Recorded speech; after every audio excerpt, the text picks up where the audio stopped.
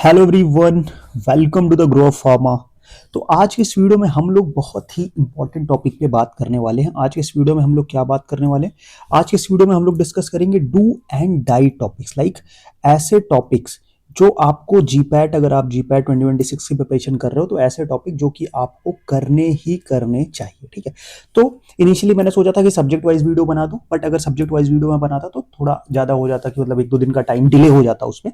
But इसीलिए मैंने क्या किया कि सारे subjects, pharmaceutics, pharmacology, pharmacognosy, analysis, chemistry, सब कुछ इस वीडियो में मैं बताने वाला हूँ कि कौन कौन से सब्जेक्ट से कौन कौन से टॉपिक्स ऐसे हैं जो आपको बिल्कुल भी छोड़ के नहीं जाना है, जिनका रिवीजन आपको 110% करना ही करना है। ठीक है, तो अगर अभी तक आपने रिवीजन के लिए आप सोच रहे हो कि कौन सा टॉपिक करें, कौन सा छोड़े, कौन सा रिवाइज पहले करें, तो ये वीडियो बहुत ज़्यादा हेल्पफुल होने वाली है। तो आ जाओ फटाफट से वीडियो को स्टार्ट करते हैं, आपका टाइम बिल्कुल भी वेस्ट नहीं करना है। तो देखो क्या क्या चीज़ें हम लोग देखने वाले हैं। सबसे पहले हम देखेंगे कि पर्टिकुलर टॉपिक का वेटेज कितना है। देन उसके बाद हम इंपॉर्टेंट टॉपिक्स देखेंगे और उन टॉपिक्स या उन सब्जेक्ट्स में क्या क्या पढ़ना है ये देखेंगे, और फिर आपको बताएंगे कि रिवीजन कैसे करना है। ठीक है, चलो। तो सबसे पहले अगर हम फार्मास्यूटिक्स की बात कर ले तो फार्मास्यूटिक्स में देख लो, फार्माटेक से ऑन एन एवरेज 15 क्वेश्चन आ रहे हैं, बायोफॉर्म से 3 क्वेश्चन आ रहा है। ठीक है, कॉस्मेटिक टेक्नोलॉजी से कभी एक दो क्वेश्चन आता है, कभी नहीं आता है। फिर उसके बाद आता है फिजिकल फार्मेसी। तो फिजिकल फार्मेसी से लास्ट ईयर 9 क्वेश्चन आए थे, तो अराउंड 6 7 to 8 क्वेश्चन आप एक्सपेक्ट कर सकते हो। हॉस्पिटल एंड डिस्पेंसिंग फार्मेसी से 2 से 3 question. Pharmaceutical jurisprudence 4 to 5 question, very simple and very important. Then pharmaceutical engineering 3 to 4 question, ये आप यहाँ से एक्सपेक्ट कर सकते हो। तो सबसे पहले अगर हम बात करें तो फार्माटेक का जो पोर्शन, उसमें आपको क्या क्या पढ़ना है। सबसे पहले आपको पढ़ना है टैबलेट, देन आपको रिवाइज करना है कैप्सूल, आफ्टर दैट आपको रिवाइज करना है एरोसॉल्स। क्योंकि एरोसॉल मैं इसलिए बोल रहा हूँ, छोटा टॉपिक है ना, 1 घंटे में, 1 घंटे भी नहीं लगेगा, हो जाएगा। ठीक है, देन पेरेंटल करना है आपको, सस्पेंशन इमल्शन करने हैं आपको, सपोजिटरीज करनी है, प्री फॉर्मुलेशन करना है। देन आप एनडीडीएस का बहुत ज्यादा इन डेप्थ मत पढ़ना, बेसिक नॉलेज अगर आपको है, लाइक क्लासिफिकेशन क्या होता है, अलग अलग डोजेस फॉर्म का इस टाइप के होते हैं, बस क्लासिफिकेशन पढ़ लोगे तो आप खत्म। एंड पीवाई कॉस्मेटिक्स, कॉस्मेटिक की अगर बात करें तो कॉस्मेटिक में आप केवल क्या याद कर लो, कॉस्मेटिक में आप उसके केवल पीवाई यूज कर लो। ठीक है, तो ये 10 टॉपिक्स ऐसे हैं फार्माटेक के जो आपको छोड़ के नहीं जाना है।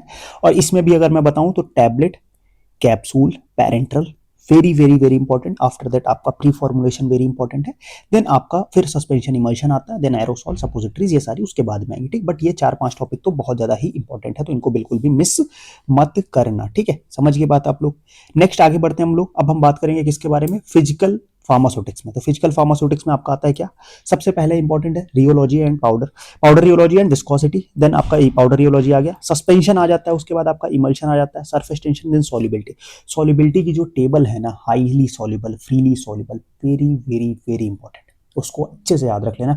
लाइक 1 to 10, 10 to 30, ये वाली जो टेबल है ना कि वेरी सॉल्युबल, फ्रीली सॉल्युबल, उसको बिल्कुल मिस मत करना, उससे हर साल मतलब क्वेश्चन आने की प्रोबेबिलिटी बहुत ज्यादा रहती है। ठीक, तो ये आप कर सकते हो किसमें, फिजिकल फार्मास्यूटिक्स में। और इसमें भी अगर मैं बताऊं आपको तो देखो, रियोलॉजी एंड विस्कोसिटी ये दोनों बहुत इंपॉर्टेंट है। सस्पेंशन एंड इमल्शन तो आप फार्माटेक में भी पढ़ लोगे। सरफेस टेंशन में अगर बात करें तो सरफेस टेंशन में क्या होता है कि जो आपका सरफेक्टेंट्स हैं उनके टाइप्स क्या है, उनके एग्जांपल्स क्या है, वो आप देख लेना, वो उससे क्वेश्चन आ सकते हैं। नेक्स्ट अगर हम बात करें फार्मास्यूटिकल इंजीनियरिंग की, तो फार्मास्यूटिकल इंजीनियरिंग में आपका साइज रिडक्शन है, साइज सेपरेशन है, एक्सट्रैक्शन है, ड्राइंग है, मिक्सिंग है, centrifugation and flow of fluid है। ठीक है, ड्राइंग में बात करें और साइज रिडक्शन में बात करें, साइज रिडक्शन में जो थ्योरीज है, बॉन्ड थ्योरी, रिटेंगर्स थ्योरी, ये जो थ्योरीज है, इसे 2024 में क्वेश्चन पूछा गया था, तो मोस्ट प्रोबेबली क्वेश्चन पूछा जा सकता है। और बाकी सभी के लिए तो मैं आपको बताऊंगा, आप बस क्या क्या याद कर लो, पता है, आप बस इंस्ट्रूमेंटेशन देख लो, इसमें इंजीनियरिंग में इंस्ट्रूमेंटेशन देख लो। इंस्ट्रूमेंटेशन में आपको देखना क्या है कि लाइक अगर हम बात करें तो साइज रिडक्शन का जो इक्विपमेंट है, वो कौन कौन से इक्विपमेंट यूज हो रहे हैं और किस प्रिंसिपल पे वो बेस्ड है, ये अगर आप देख लोगे।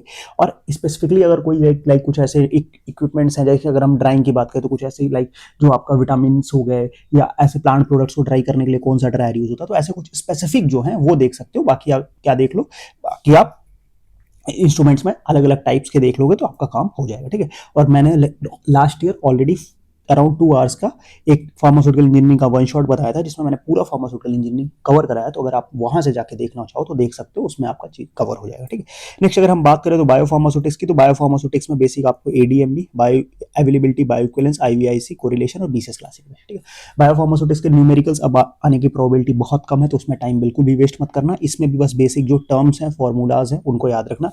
आईवीआईसी कोरिलेशन के जो लेवल्स होते हैं, level A, level B, level C, तो वो कोरिलेशन अच्छे से याद रखना, 1 to 3। Then BCS classification class 1 2 3 की कौन सी ड्रग किस क्लास के अंदर आती है, ये भी बहुत इंपॉर्टेंट है, इससे भी क्वेश्चन देखने को मिल सकता है। ठीक है, तो ये इतना आपको बायोफार्मास्यूटिक्स में रिवाइज करना। ठीक है, नेक्स्ट अगर हम आगे बात करते हो फार्माकोलॉजी, फार्माकोलॉजी में अगर हम बात कर लें तो जनरल फार्माकोलॉजी से कितने क्वेश्चन आ रहे हैं, जनरल फार्माकोलॉजी से 5 to 6 क्वेश्चन आ रहे हैं, एएनएस से 3 क्वेश्चन, ऑटोकॉइड से 1 से 2 क्वेश्चन देखने को मिलेंगे, सीएनएस से 2 से 3 क्वेश्चन, हार्मोन से 3 से 4 क्वेश्चन, सोमैटिक नर्वस सिस्टम से आप 1 क्वेश्चन एक्सपेक्ट कर सकते हो, ब्लड फॉर्मेशन से 1 क्वेश्चन, कार्डियोवैस्कुलर क्वेश्चन से 2 से 3 क्वेश्चन आएंगे, एंटी माइक्रोबियल आराम से 4 से 5 क्वेश्चन, और एंटी कैंसर से आप 3 से 4 क्वेश्चन एक्सपेक्ट कर सकते हो। और एंटी माइक्रोबियल तो मैंने कंप्लीट क्लासिफिकेशन वाली सीरीज में कवर करा ही दिया है, और एंटी कैंसर का भी वीडियो कल तक आ जाएगा, तो एंटी कैंसर वहां से कवर कर लेना। उसके बाद मैं सारे ये जो क्लासिफिकेशन है इसमें मैं फैब एंड तक मैं सारे आपको करा दूंगा, तो उससे पहले आप वहां से बाकी चीजें रिवाइज कर लेना, ठीक है। चलो, तो ये देख लो यहाँ से किससे किसको कौन कौन से टॉपिक से कितने क्वेश्चन आ रहे हैं। तो अगर हम बात करें इसमें इंपॉर्टेंट टॉपिक्स की, तो सबसे पहले आप जनरल फार्माकोलॉजी रिवाइज कर लो,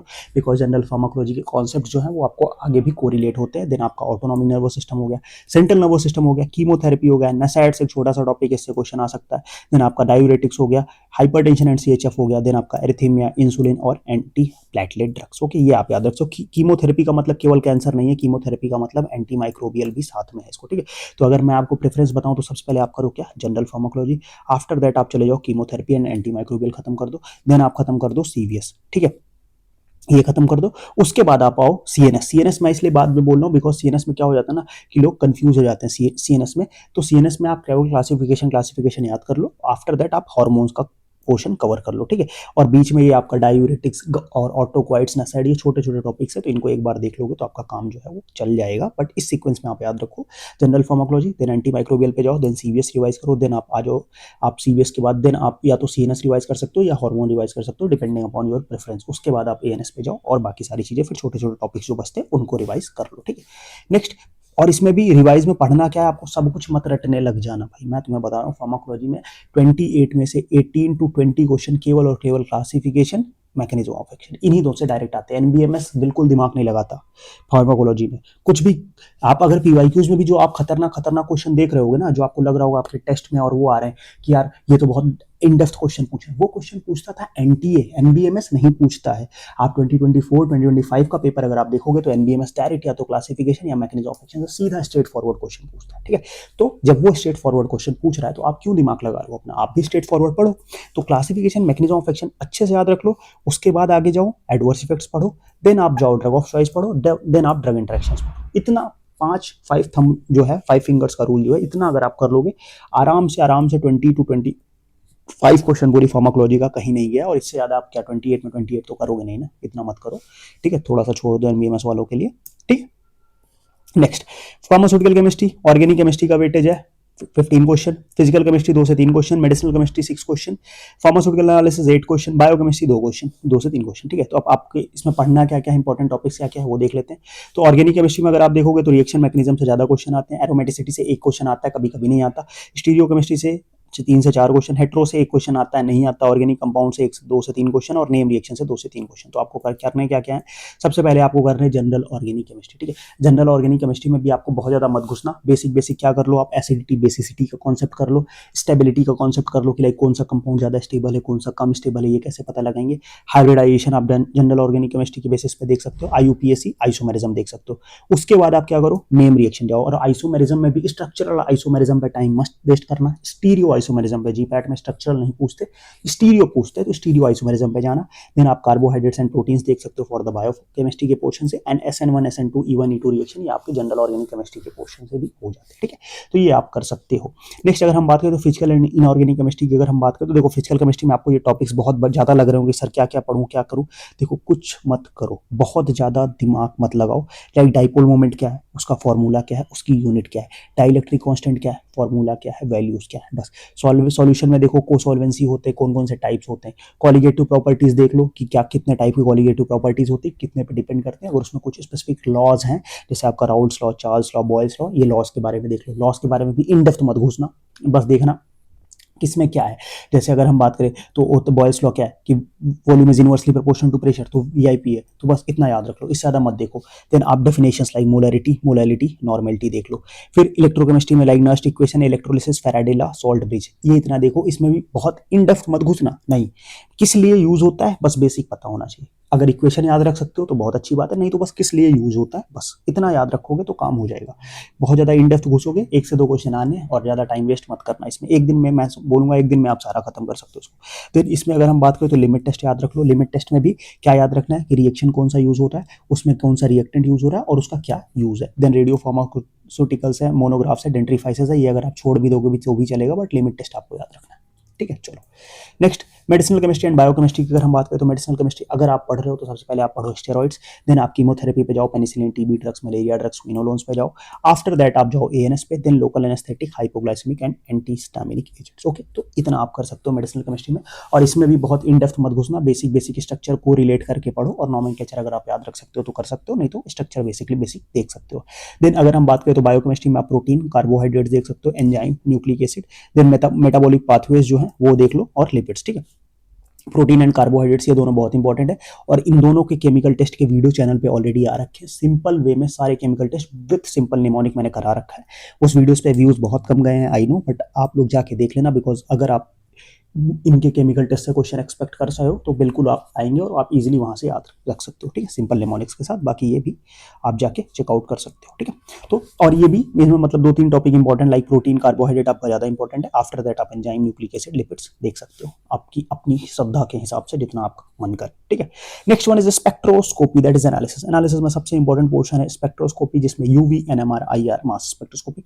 आफ्टर दैट टाइट्रेशन। देखो टाइट्रेशन इंपॉर्टेंट इसलिए हो जाता है कि लास्ट ईयर टाइट्रेशन से बहुत ज्यादा क्वेश्चन, 3 क्वेश्चन तो लास्ट ईयर 3 या 4 क्वेश्चन डायरेक्ट टाइट्रेशन से पूछे गए थे, और इसमें भी आपको टाइट्रेशन पूछेगा तो मत घुसो, ज्यादा डीप में मत जाओ, बेसिक्स पढ़ो, उसके इंडिकेटर से याद कर लो, Mohr's method, Volhard method, followers method, जो अलग अलग मेथड्स हैं उनको याद रख लो कि उनका एंड पॉइंट क्या है, उसमें इंडिकेटर कौन सा यूज हो रहा है, बस।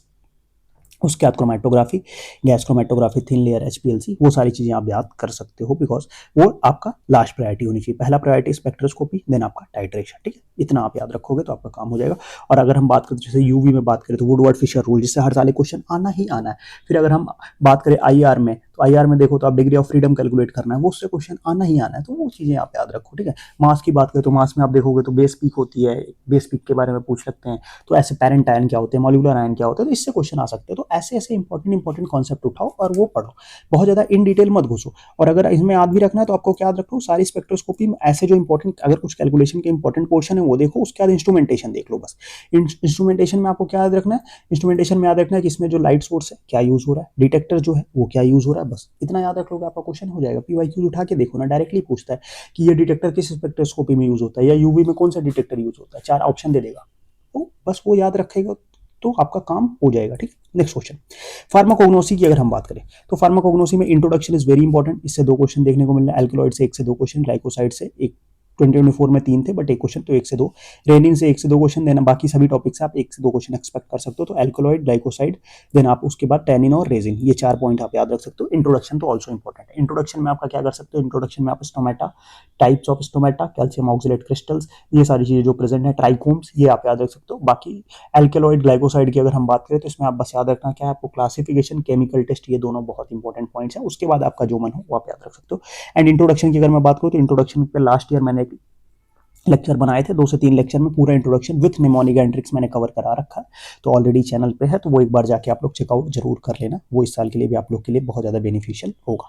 ठीक है, तो क्या क्या पढ़ना है आपको फार्माकोग्नोसी में, सबसे पहले आपको पढ़ना है classification, then after that classification के बाद केमिकल टेस्ट, ये सभी के लिए पढ़ना है। उसके बाद आपका मन कर रहा है तो आप स्टोमेटा के बारे में पढ़ लो कि कौन सा स्टोमेटा कहाँ प्रेजेंट है, then trichomes and calcium oxalate crystals पढ़ सकते हो। और उसके बाद आप देखो कि इंपॉर्टेंट कॉन्स्टिट्यूएंट्स लाइक किसी पर्टिकुलर प्लांट में, जैसे जो लाइक किसी का पंजेंट ऑर्डर है, किसी का रेड कलर है, किसी का साफ स्मेल है, ठीक है, तो वो किस वजह से हो रहा है, वो पर्टिकुलर वहां पे कुछ ना कुछ इंपॉर्टेंट कॉन्स्टिट्यूएंट होगा, उससे करो। उसके बाद आपका फैमिली आप देख सकते हो अगर आपको देखने का मन है तो। क्या क्या पढ़ना है आपको, इंट्रोडक्शन देख लो, history, Ayurveda and other systems के बारे में, देन आप पहले पढ़ोगे एल्केलॉइड्स, देन आप टैनिन, देन आप ग्लाइकोसाइड पढ़ो। उसके बाद आपका मन होता है तो resin, flavonoid, animal product, traditional products, ये सारी चीजें पढ़ सकते हो, बट शुरू के जो 4 पॉइंट्स हैं उनको बिल्कुल मिस मत करना फॉर द फार्माकोग्नोसी। नेक्स्ट अगर हम बात करते हैं फार्मास्यूटिकल ज्यूरिस्प्रूडेंस, वेरी इंपॉर्टेंट को सब्जेक्ट है, 4 से 5 क्वेश्चन देते आता है, simple simple. Drug and cosmetic act अगर आप पढ़ लेते हो ना, तो 4 से 5 क्वेश्चन आ रहे हैं ना, उसमें 2 से 3 क्वेश्चन केवल इसी से आता है, और इसमें भी बस आपके फॉर्म्स एंड शेड्यूल्स को मैंने last year with simple mnemonic and tricks के साथ याद कराया हुआ है, तो वो जाके एक बार चेकआउट जरूर कर लेना। देन आपका आता है फार्मेसी एक्ट, देन आता है आपके पास narcotics and psychotropic substances, patent act है, एमटीपी एक्ट है, देन आपका मैजिक रेमेडीज एक्ट है, medicine and toilet preparation act है। ठीक है, तो ये सारी चीजें मैंने लास्ट ईयर एक वन शॉट लिया था ज्यूरिस्प्रूडेंस का, वो भी आप चैनल पे जाके देख सकते हो। तो उसमें भी मैंने ड्रग एंड कॉस्मेटिक एक्ट को अच्छे से कराया, बाकी सारे एक्ट्स के भी मैंने सारे बेसिक्स जो है उसमें कवर करा दिए, जितना आपके लिए इंपॉर्टेंट है for the last minute revision. Then अगर हम बायोटेक की बात करें तो आप क्या याद रख सकते हो, रिकम्बिनेंट डीएनए टेक्नोलॉजी पढ़ सकते हो, आप आरटीपीसीआर देख सकते हो। देन आप याद कर सकते हो रिकम्बिनेंट प्रोडक्ट्स, ये 3 पॉइंट्स तो बहुत इंपॉर्टेंट है। देन उसके बाद आपका जीन ट्रांसफर टेक्निक्स आता है, बायो रिएक्टर अगर देखना चाहो, up stream down stream processing और एलिसा एंड अदर टेक्निक्स। बस शुरू के 2-3 पॉइंट्स जो है वो ज्यादा इंपॉर्टेंट है, रिकम्बिनेंट डीएनए से ज्यादा क्वेश्चन पूछते हैं, बाकी सारे पॉइंट्स से कभी कभी क्वेश्चन आ जाता है, कभी कभी नहीं भी आता है, तो उसको आप स्किप कर सकते हो इफ यू वांट। देन अगर हम माइक्रोबायोलॉजी की बात करें तो माइक्रोबायोलॉजी में आप स्टरलाइजेशन पढ़ सकते हो। देन आप micro organism like bacteria, virus, fungi, इनके बेसिक्स नॉलेज दे सकते हो। स्टेनिंग टेक्निक्स जो ग्राम स्टेनिंग है वो, और साथ में vaccine and types and knowledge.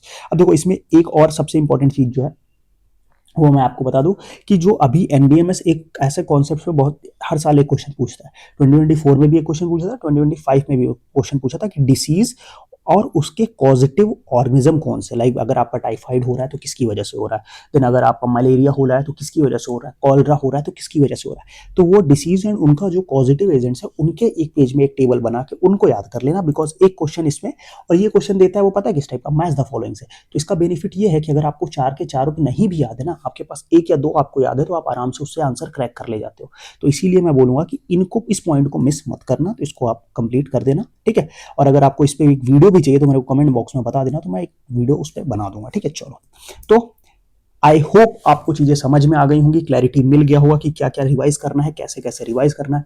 कोई भी डाउट, कोई भी क्वेरी होती है तो आप मेरे से कमेंट बॉक्स में पूछ सकते हो, और अगर आपको और भी कुछ इशू रहता है तो आप डायरेक्ट व्हाट्सएप ग्रुप ज्वाइन करो और मेरे को डीएम करके पूछ सकते हो। बाकी टेलीग्राम और इंस्टा पे भी आप हमें फॉलो कर सकते हो। नोट्स हमारी वेबसाइट पे जाके डाउनलोड कर लो, अगर फ्री ऑफ कॉस्ट। अगर आपको टेस्ट देने, मेरे को लास्ट वीडियो में एक टेस्ट के लिए कमेंट था, तो फ्री ऑफ कॉस्ट काफी सारे टेस्ट हमारे चैनल पे पड़े हुए हैं, जाके दे दो। और अगर आपको मेरे से लास्ट 20 डेज की अपनी प्लानिंग करवानी है कि कैसे प्लान करना, तो इस वेबसाइट पे जाके या डायरेक्ट मेरे को व्हाट्सएप के थ्रू मैसेज करके आप मेंटर बुकिंग कर सकते हो। ठीक है, तो फिर आज का वीडियो हम लोग यहीं एंड करेंगे। अच्छे से प्रिपरेशन करो, काम एंड कूल रह के प्रिपरेशन करो। अपने आपने बहुत अच्छी प्रिपरेशन करी है, जितनी स्ट्रेटजी आपने जो बनाई है बस उसको फॉलो करो, बहुत अच्छा होगा and you will be selected with a good rank. Okay, तो फिर आज का वीडियो हम लोग यही एंड करेंगे, मिलते हैं नेक्स्ट वीडियो में, तब तक के लिए बाय बाय।